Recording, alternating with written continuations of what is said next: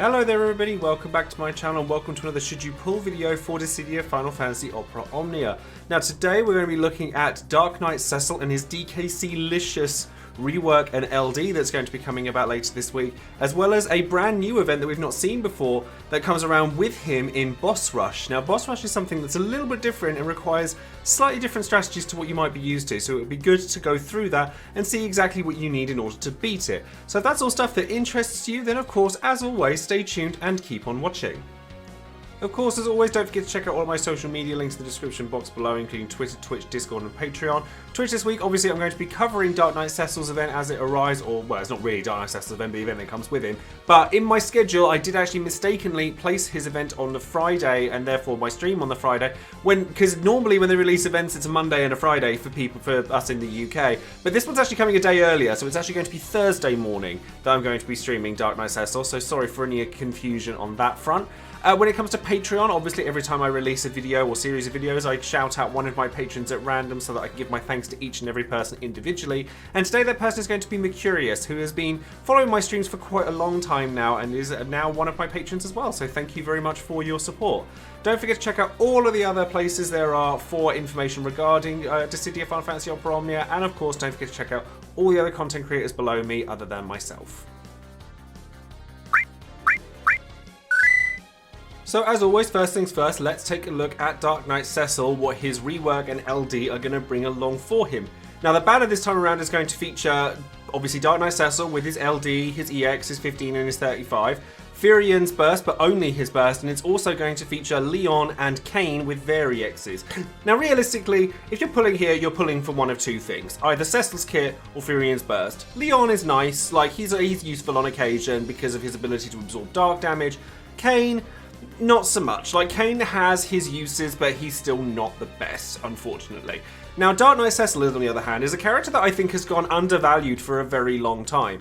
Due to his ability to sustain himself for a long period of time thanks to having an EX that restores skill uses for him, and his Valiant Blow attack being a launch that also batteries your party, so he plays very well in launch teams. Now, I've actually used him for a little while with his EX+, and honestly, there are certainly Fenniers you probably could have used him on. So to see him getting a rework and an LD is actually really nice. Now, if you've not used him before, basically, he wants to sort of lose health in order to get below 50% health so that he can then use plus versions of his skills that are significantly stronger, but he also has the ability to heal himself back over 50% health so he doesn't actually kill himself. Now, Darkness is pretty much just an AoE Dark Brave HP attack that does a decent amount of hits. It gets the rework increases its hit count to 6 from 4 originally, and it also gives him a couple of buffs. He gives him Power of Darkness, and it also gives him Light Within Darkness if you're using the plus version of it, and the same applies to his skill 2 as well. So what those are, the Power of Darkness increases his offensive stats and reduces the amount of HP damage that he takes, while Light Within Darkness gives him a really nice Brave regen. So basically you're going to be using Darkness just to deal a punch worth of damage, because 6 hits with a decent amount of Brave Overflow, and the potency is actually pretty big when you're using the Darkness Plus version, and you'll use this to keep on top of his skills so that you don't run out of his skill 2. Now, his skill 2 is where the real meat of Knight Cecil lies, and when I say DKClicious, this is the skill that I'm usually talking about. So Valiant Blow Plus goes into a 6-hit version of itself, and the rework of this gives it the extra hits, but it also gives it splash damage, which it didn't have before. So it makes it so that it deals a pretty hefty amount of damage, and it also increases your allies' bravery. It batteries them by half of the HP damage you dealt. Now, given that it's a 6-hit bravery attack to begin with, that's also like able to kind of capitalize on the Dark Imperil that he can inflict with his EX, it takes the batteries that he's already had into account, and it always guarantees a launch. And this, obviously, in combination with the fact that it batteries, means that these launches are going to hurt. They are very, very strong. So if you've not used this before, and because Knight Cecil's EX Plus came out at a bit of a weird time for him, then honestly, you'll really enjoy using this. Now, his EX, which is the Dark Cannon attack, when it first came out, it was pretty much nothing. It was slow recast, didn't do an awful lot. However, it does give him an extra skill use out of both of his skills, so Darkness and Valiant Blow, so it's able to kind of charge itself, which is really nice. But then when you go into the EX Plus, the ingots, the nuggets, etc., you get At 3 out of 3, it becomes a 12-hit Brave HP attack, so it's 6 hits with an HP twice. It also does splash damage as well, so now it also does that on top of the splash damage you're getting from Valiant Blow, so his AoE capabilities are really strong.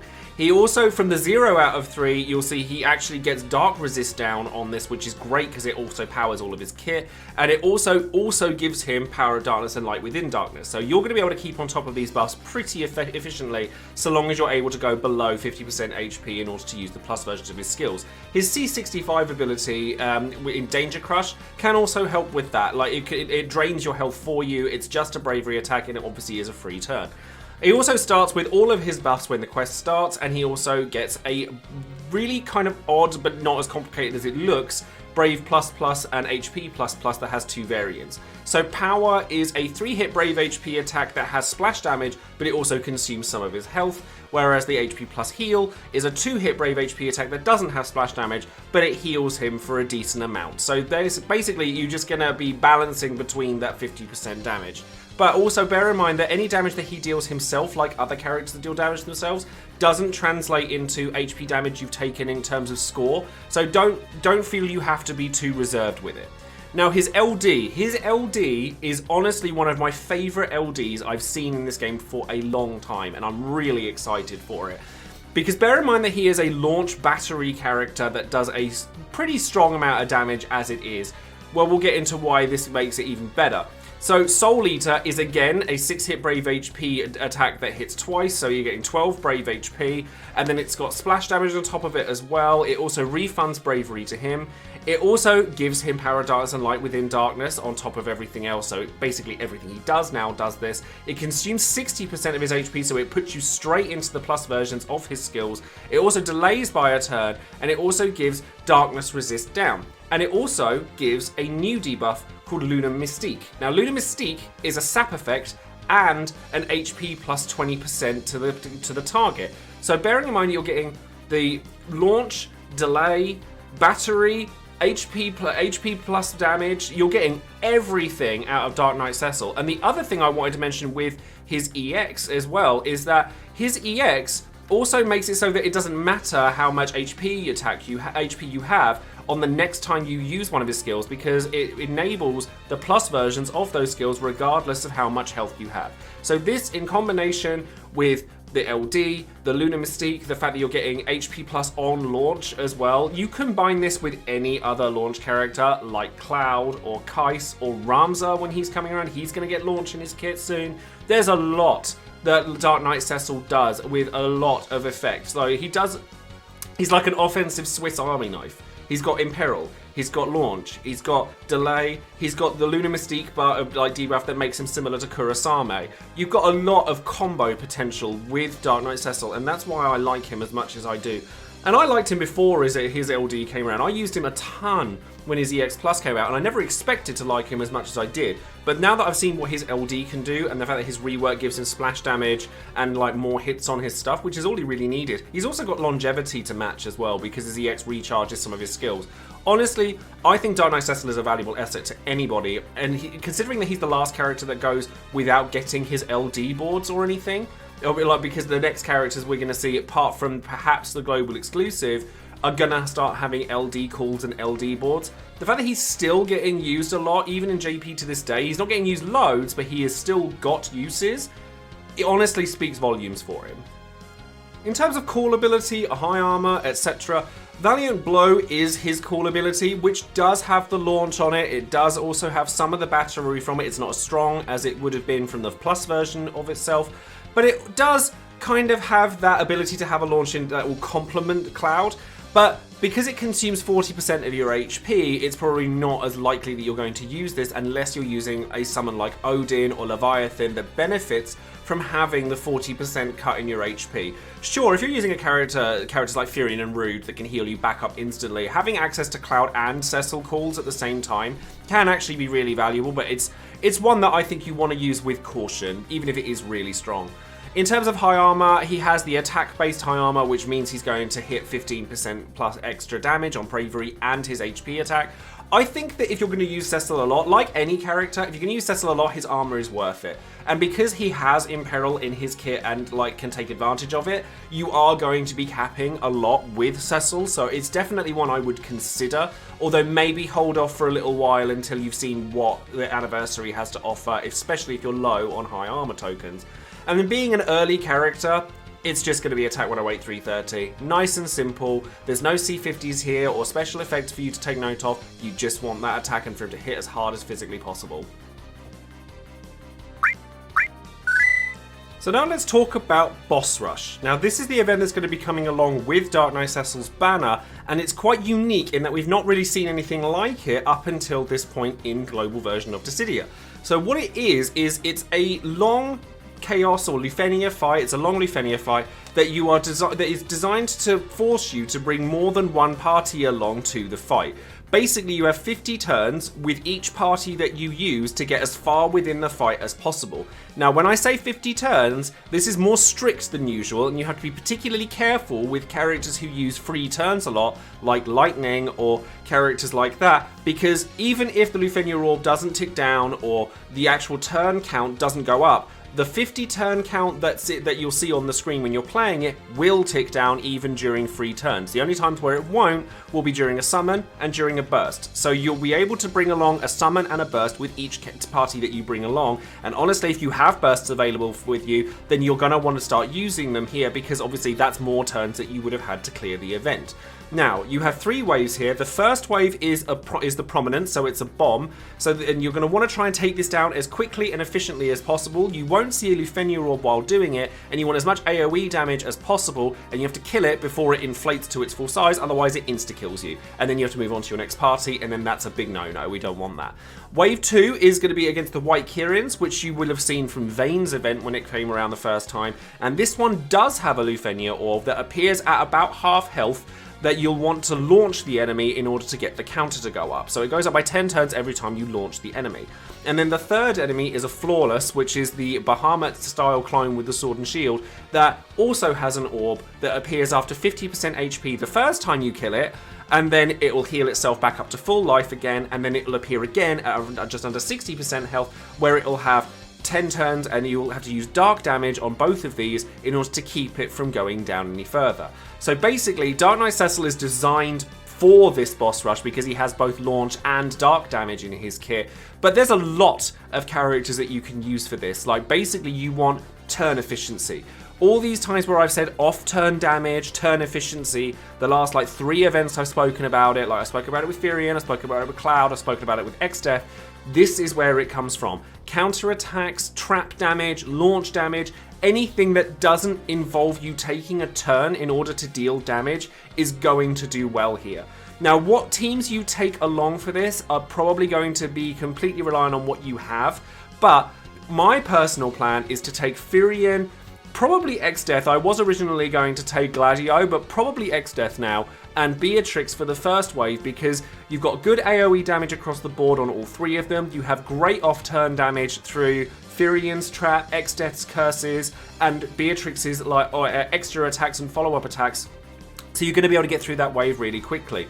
But that's the main key for that particular fight. Lightning is also a really good shout for this. Kurosame can work well here. Xander. There's tons of characters you can use here as well. And then in the second, basically you're going to try and get as far as you can through that, because if you get up to the Lufenia Orb on the second wave with the White Kirins, then you're already halfway there. So therefore that one party has done their job.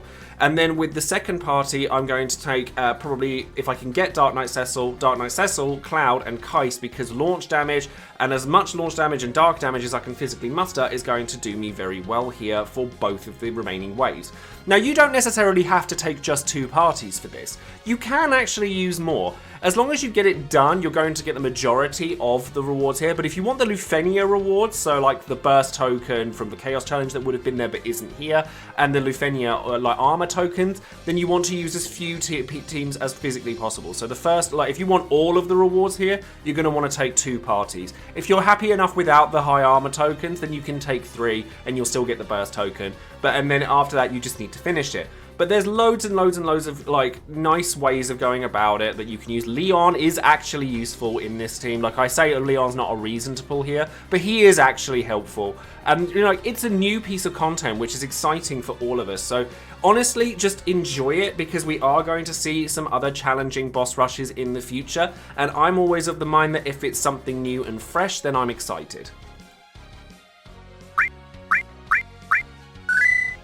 So now we come to the big question of the banner: should you be pulling for Dark Knight Cecil? Now, I will be pulling for Dark Knight Cecil, probably using tickets because I have a lot of them and I want to be able to collect all of them from Divine Diablos when that comes around after the anniversary starts.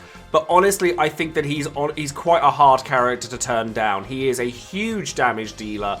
He has his 20% plus HP damage debuff alongside the ability to like control his own health and battery and launch and all that good stuff, and he is like, unless the global exclusive character comes before Ramza, he is the last character that we're going to see with an LD that doesn't have LD boards at this point in time. And honestly, he still goes a long way without that. He's usable in the boss rush, as I've spoken about already. He's usable in Dimensions End 20, so the final Dimensions End, and even further content than that. Honestly, if you have like Cloud, Ramza, Kais even now, but obviously he'll get an LD over the next few months, that you're planning on grabbing, then Dark Knight Cecil is a perfect counterpart to those characters, because he has the battery in his kit, he has the HP debuff, he's got loads of nice things that complement those characters well, and he's very easy to build around. If you're planning on going for Ramza, Ramza actually complements like Cecil perfectly, because he has the ability to instant break, he has the bravery gen, he has HP healing in his kit once he gets his rework. He's got everything you'd want Dark Knight Cecil to have as a party as a party member. They work fantastically together, and honestly, that damage debuff on top of the fact that he has such massive damage potential is reason enough for me to want to pull. But obviously, resources are tight, and they have been for a while. Like, we've had loads of banners where people have wanted this, or like wanted things. So if you're content with the damage dealers you have and you don't feel a need to add to them, then there are characters that do similar things, even if not all at once, to Cecil. Like Kurasame has the debuff that's very similar. Cloud obviously does have the launch and damage capabilities that he has. So you could go with a different mindset with it, but there's not going to be an opportunity to get this weapon again for quite a while, so honestly, I would sink some resources into this. But if you don't want to do it now, that's not a problem either. We don't know what's going to be the next banner. It could be Ramza, it could be a global exclusive LD, we don't know. So honestly, it's prudent to wait and see what comes out of that, unless you're really struggling to clear the boss rush. If you can manage it without him, then great. But like, if you can like wait and see what happens so that we have all of the information available and then allocate your resources based on that, it might work out better for you.